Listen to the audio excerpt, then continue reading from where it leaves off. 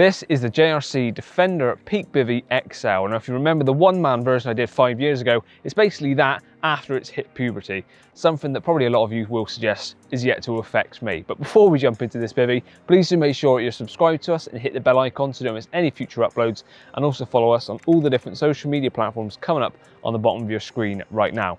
In this video, I'm going to show you 5 key things you need to know about this bivvy.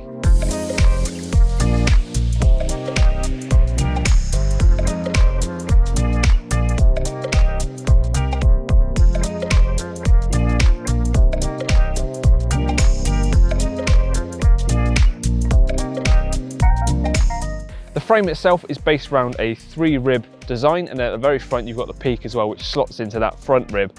And to give the front and back tension, you've also got 4 tension poles which go in between each of the ribs and into the ground as well, so you can get that nice and taut from front to back, and the side to side tension is obviously there from the main ribs. On the inside you've got some tension straps which you can pull in either slightly wider or slightly thinner, which makes it ever so slightly higher and narrower, so you can make it exactly how you want. But it's only about this much difference with the tension straps. It's not a huge difference, but I did find the narrower one was preferable for making the ground sheet fit, which I'll get onto in a second.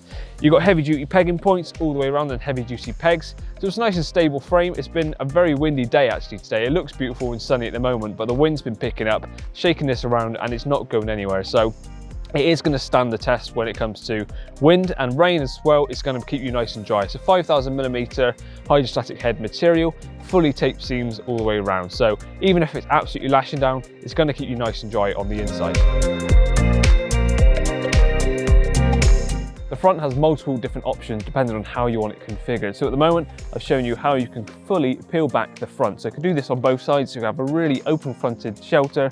So that's going to be perfect for in the summer months when you want loads of airflow, loads of open space, but still the option of just unbuckling the buckle, shutting the door down if the weather tends to turn. So I'll do that right now. Just unclip that buckle there. As you can see, that rolls the flap back out to exactly where it needs to be.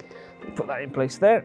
And as you can see, we've also got a 𝘁𝗵𝗶𝗀 mesh vent on either side. So these are really big panels, and these can be revealed by a couple of toggles at the top and Velcro holding them down in place, like so. So lovely big windows. God, I nearly went a bit German there. Lovely big windows, so you've got loads of airflow. If you want the door still down, but these vents open, you can do so. The door itself can be fully zipped up like this, or unbuckle that, drop it down. You can have that as a solid front with 𝘁𝗶𝗶𝗀 panel. You can also do 2-way zips. So if you want, you can make that letterbox style front door. So you've got 𝘁𝗶𝗶𝗀 panel, and underneath here is both the solid panel, but also the clear PVC. So depending on whether you want to have everything covered down because the weather's horrible, but you still want to see out, you can use the PVC, or you can have it nice and solid fronted like that if you want to get a bit of sleep and a bit of privacy.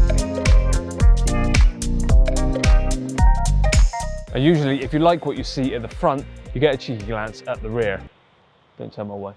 And there's still something going on back here, thankfully. We've got 2 𝘁𝗶𝗶𝗀 mesh vents as well. So if you want that airflow all the way through, but you don't want to have everything completely open, you can still open up the rear like this and get that nice free flowing air back through. Just the one toggle back here, so nothing complicated, and Velcro, there's no zips or anything, so it's nice and simplistic. Even Luke could do it.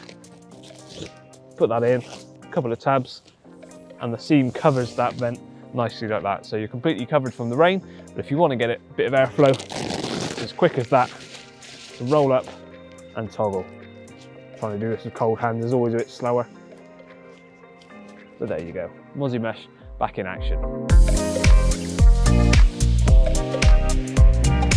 With XL in the name, it's pretty obvious that the internal space is going to be pretty vast, way more than the original Defender Peak. Although it shares the same sort of characteristics as the Defender, you've got to see this as a completely different bivvy and for a different type of session, because you can bring so much stuff with you. As you can see, I've got a bed chair pushed to the side, which would give me loads of room for luggage, a chair, a little cooking station or whatnot for much longer sessions, loads more comfort. Or, although it's not a 2-man, if you've got that slightly irritating friend that wants to come fishing with you every now and then, but doesn't want to buy their own bivvy, you can squeeze their bed chair in here as well.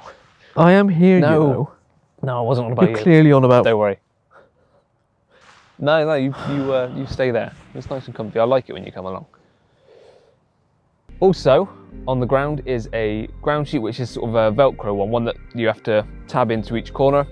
It's not the heaviest of material, but it's plenty to keep the mud off your inside of your bivvy, and it's nice and lightweight. That's another positive of these slightly thinner type ground sheets. It's heavy duty enough that it's not going to wear through, but it's not overly heavy that it's going to weigh down the kit when you're bringing it with you. So that's pretty much the inside in a nutshell.